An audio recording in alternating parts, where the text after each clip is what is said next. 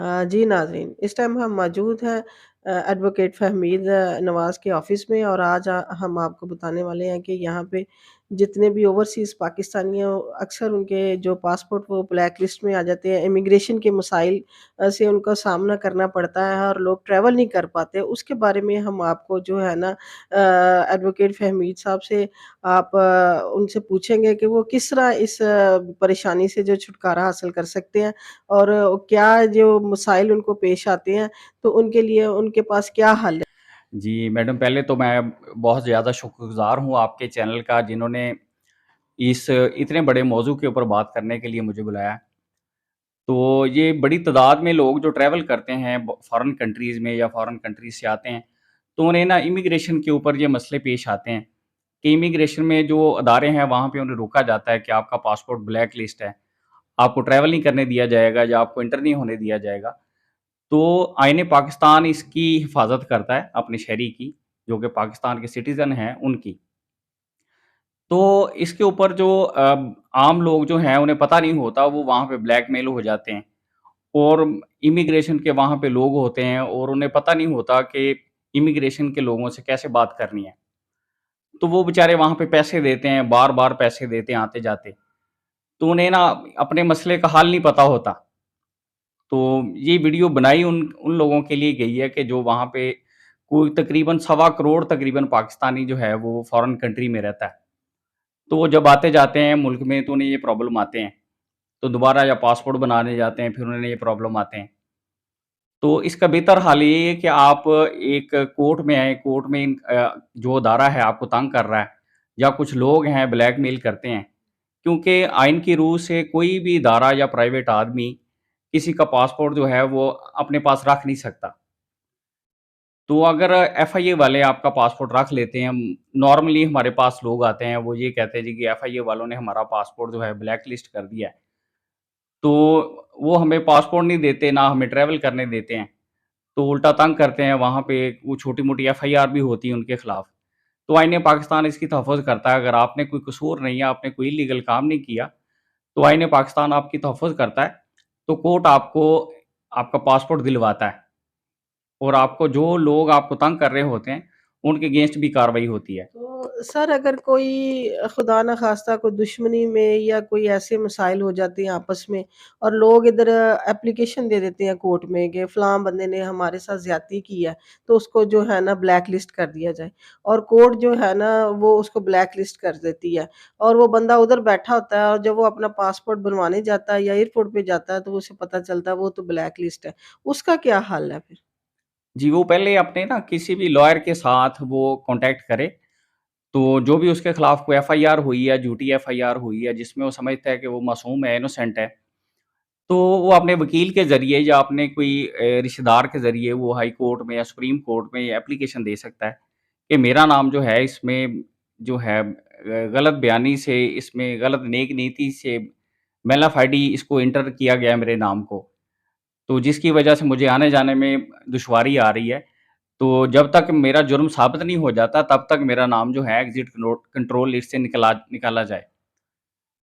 तो ये तो इस तरह करके उसका तो मसला हल हो सकता है। सर वो उसके लिए ये है कि वो जो बंदा उधर बैठा है वो ट्रैवल करके अपने मुल्क में अगर आना चाहता है, लेकिन वो आ नहीं पाता क्योंकि उसका जो पासपोर्ट वो ब्लॉक हुआ होता है।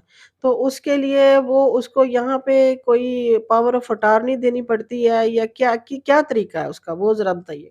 जी, जी। अगर वो किसी फ़ॉरेन कंट्री में रहता है, वो उस कंट्री में जो पाकिस्तान की एम्बेसी होती है, उसके थ्रू वो पावर ऑफ अटॉर्नी भेजता है अपने लॉयर को या अपने किसी रिश्तेदार को, कि उसकी जो भी इस कंट्री में जिस कंट्री में वो जाना चाह रहा है, वहाँ पे कोई प्रॉब्लम उसको चल रहा है, पासपोर्ट का इश्यू है, वो ट्रैवल करने में उसको दुश्वारी है। तो उसका दोस्त या कोई उसका रिश्तेदार या उसका कोई लॉयर उसके बिहाफ़ पे कोर्ट में रिट दायर करता है कि ये जो बंदा है, ये जो एफआईआर मेरे खिलाफ या मेरे क्लाइंट के खिलाफ दायर की गई है, ये बेबुनियाद है, क्योंकि वो तो इस कंट्री में था ही नहीं। तो उसका नाम ना मिसयूज़ किया जा रहा है, उसको एंटर किया जा रहा है, ब्लैकमेल किया जा रहा है। तो जबकि वो इस कंट्री में था ही नहीं और उसका नाम जो है वो कोर्ट फिर निकाल देती है, हुक्म देती है, वो कोर्ट से ये मामला हल हो जाता है। तो सर एक और इन्फॉर्मेशन लेनी थी कि एक ब्लड रिलेशन होता है, एक लॉयर होता है, एक कोई फ्रेंड होता है। तो जो पावर ऑफ अटॉर्नी है वो किनके नाम आ सकती है? ये थोड़ा तफ़सील से बताइएगा। लोग अक्सर कन्फ्यूज़ करते भी हैं और होते भी हैं। जी, जी। ये पावर ऑफ अटॉर्नी जो है वो अपने भाई को, बहन को भी भेजी जा सकती है। अगर आपका कोई फैमिली फ्रेंड है जिसके ऊपर आपको ट्रस्ट है कि जो आपकी मदद कर सकता है, या अगर आपका कोई कौंसल है, जैसे कि वकील आप हायर कर लेते हैं, जो आपके कानूनी मामलात उसके को नाम भी पावर ऑफ अटॉर्नी आ उसके नाम सकती भी पावर ऑफ अटॉर्नी आ है और सकती किसी है। फ्रेंड के नाम भी आ किसी सकती फ्रेंड के नाम भी है। आ ज़रूरी सकती है। नहीं कि ब्लड रिलेशन हो, भाई या बहन ही हो। वो ज़रूरी नहीं है ऐसा। क्योंकि ये बड़ी लोग जो ना इस पे कन्फ्यूज़ होते हैं, बाज़ औक़ात उनका कोई इधर रिश्तेदार नहीं होता, अगर रिश्तेदार भी होते हैं तो वो इतना उनके लिए भाग-दौड़ नहीं कर सकते। तो यही सुना है कि भई कोई ब्लड रिलेशन ही हो, उसी को कोर्ट कबूल करता है, ये ज़रा तफ़सील से बताइए?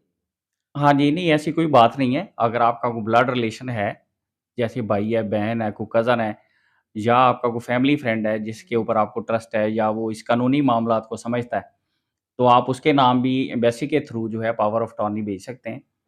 या अपना जो आपको भी अगर कोई वकील आप जानते हैं कि कानून को समझने वाला है या काम करने वाला है, तो आप उसके नाम पे भी अपनी पावर ऑफ अटॉर्नी भेज सकते हैं। वो आपकी मदद कर सकता है आपके ये इमिग्रेशन के मामलात में ना। तो सर इमिग्रेशंस के और बहुत सारे मामलात होते हैं लोगों के बाज़-औक़ात कोई सामान पकड़ा जाता है, बाज़-औक़ात इस तरह होते हैं कि आपके छोटी-मोटी जो वीज़े में कोई मिस्टेक्स होती हैं जिसमें बहुत लेंथी काम हो जाता है, लोगों ने वापस जाके काम करना था। उसके लिए आप थोड़ा-सा गाइड करेंगे कि कैसे आप तक पहुँचे या कहाँ जाना चाहिए सबसे पहले? जी, जी। हाँ जी, मिस ये आम रूटीन का मामला है, और लोग इसमें बड़े ब्लैकमेल हो जाते हैं, बड़े परेशान होते हैं, और वहाँ पे जो इमिग्रेशन के लोग हैं, ज़रूरी नहीं है उनके पास पूरा नॉलेज होता है, और दूसरे से नॉलेज में भी वो आम लोगों को तंग करते हैं वहाँ पे।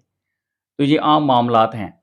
तो अगर आपका कोई आपने सामान लेके आए, आप समझते हैं कि वो लीगल है, उस कंट्री में आने-जाने में, आमद-ओ-रफ्त में कोई प्रॉब्लम नहीं है, उसके ऊपर कोई ऐसी ड्यूटी नहीं है जो आपने पे करनी है, या आपने ड्यूटी पे कर दी है, तो आपको सामान नहीं दिया जा रहा, तो आप हाई कोर्ट में रिट कर सकते हैं, जो उस अदारे के खिलाफ जो आपको तंग कर रहा है, जो आप समझ रहे हैं कि आप इनोसेंट हैं, तो वो आपको मिसलीड कर रहा है, या मेलाफाइडी आपको तंग किया जा रहा है।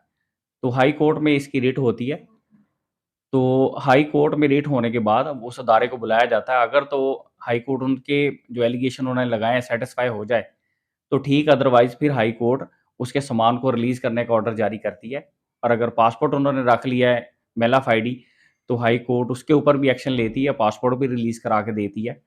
जो भी आईन पाकिस्तान तहफ़्फ़ुज़ देता है अपने सिटीज़न को, तो वो हाई कोर्ट या सुप्रीम कोर्ट उसके ऊपर एक्शन ले सकती है, और उसको चैलेंज भी किया जा सकता है। तो सर आमतौर पे मिथ है कि अगर आप पुलिस के पास चले जाएँ तो पहले से भी ज़्यादा परेशान होते हैं, अगर किसी वकील के पास चले जाएँ वो भी आपको मिसगाइड करते हैं। तो आप क्या समझते हैं कि जो वकील है उसकी कितनी की फ़ीस या कितने के पैसे लगेंगे या कितना का आसान काम है ये अगर कोई बंदा अपने वकील को हायर करता है या कोई आप तक अप्रोच करता है? जी, पहले तो इसमें आम-सी बात है कि हर लॉयर का जो है ना डिफरेंट होते हैं चार्जेज़, और हर काम में बज़ाहिर जो काम छोटा-सा नज़र आ रहा होता है, तो अथॉरिटी ने काम करना होता है। अथॉरिटी जब भी काम करती है उसका एक प्रोसीजर होता है। तो उस प्रोसीजर को ही जो लॉयर होते हैं या कानून के रखवाले होते हैं, उन्होंने उसके थ्रू ही काम करना होता है। तो दोनों में जब भी कोई एक ना एक तो गलत होता है, तो वकील का मकसद होता है कि मदद करना, मददगार होता है। अगर आपको कानूनी मामलात का नहीं पता, तो वकील आपको मदद फ़राहम करता है आपका मसला हल करने के लिए। तो बड़ी तादाद में लोग जो होते हैं, वो चाह रहे होते हैं कि फटाफट उनका मसला फ़ौरन हल हो जाए। तो उनको पता नहीं होता ये मामला लेंथी है या नहीं लेंथी। वो ट्रस्ट नहीं कर रहे होते एक अपने लॉयर के ऊपर, जिसका उनको नुकसान भी होता है। तो मैं ये नहीं कह रहा कि मैं वकील हूँ, तो मैं अपनी फ़ेवर की बात कर रहा हूँ। तो मैं बड़ी तादाद में लोगों का देखता हूँ कि वो उनका ना किसी के ऊपर ट्रस्ट नहीं होता, जो उनकी परेशानी की वजह बनी होती है। तो इसी वजह का उनको नुकसान भी होता है, उनका माली नुकसान भी होता है, और उनका टाइम भी ज़ाया होता है। और बड़े कह लें कि नापसंदीदा वाक़या सामने आते हैं। तो सर हम आपके ऑफ़िस में आए हैं, हमने देखा ये एबीपी एक आपने कंसल्टेंट कंपनी बनाई है। तो उस पे आप काम कर रहे हैं, तो आप जो है ना, जो स्टूडेंट्स हैं या जो बाहर जाने वाले लोग हैं, उनको कोई गाइडलाइन देंगे या उनको बताएँगे कि वो कैसे आपको अप्रोच करें? इसके बारे में थोड़ा-सा बताइए। जी, जी। हम इसमें ना असिस्टेंस देते हैं जो कि स्टूडेंट बच्चे पढ़ना जाना चाह रहे हैं, यूके में, यूएसए में और ऑस्ट्रेलिया में। तो बच्चे ने मिनिमम इंटरमीडिएट किया हो और एक उनका इंग्लिश का टेस्ट होता है, उसमें 6 बैंड रिक्वायर्ड होता है।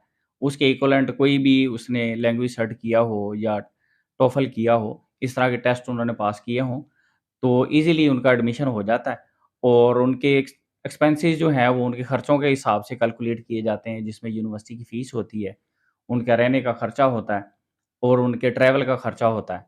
वो मौजूद हो, वो एम्बेसी को दिखाना होता है कि हमारे पास वहाँ रहने का, खाने-पीने का और पढ़ने के एक्सपेंसेस मौजूद हैं, तो हमें वीज़े की इजाज़त दी जाए। तो ये एक लीगल प्रोसीजर है। जैसे ही वहाँ से फिर यूनिवर्सिटी एडमिशन ऑफ़र देती है, तो डॉक्यूमेंट पूरे जो रिक्वायर्ड होते हैं एम्बेसी को, वो हर एम्बेसी के कुछ ना कुछ डिफरेंट होते हैं। वो कंप्लीट करके एम्बेसी में वीज़ा अप्लाई कर दिया जाता है। तो जो इमिग्रेशन में होती है, उनकी एम्बेसी डील करती है वीज़े को। वो फिर अपने कंट्री के लॉज़ के हिसाब से एप्लीकेशन को देखती है। ये थे जी एडवोकेट फहमीद नवाज़, जिन्होंने बताया कि वकील का जो मतलब है वो मददगार का है। तो आप अपनी मदद जो इमिग्रेशन के मसाइल हैं, वो जो लोग वहाँ फँस जाते हैं और उनको पाकिस्तान आने के लिए मुश्किलात पेश आती हैं या जिन्होंने वीज़ा लगवाना है, इस तरह के जितने भी मामलात हैं, आप हमारे चैनल के थ्रू जो है ना वो इनसे राब्ता कर सकते हैं। आपको नंबर भी स्क्रीन पर मिल जाएँगे। और आप जो है ना अपने मसाइल से आप जो परेशान हैं उसका हल भी आपको मिल जाएगा। इसके साथ ही नसरीन बुखारी को अखबार न्यूज़ से इजाज़त दीजिए। बहुत शुक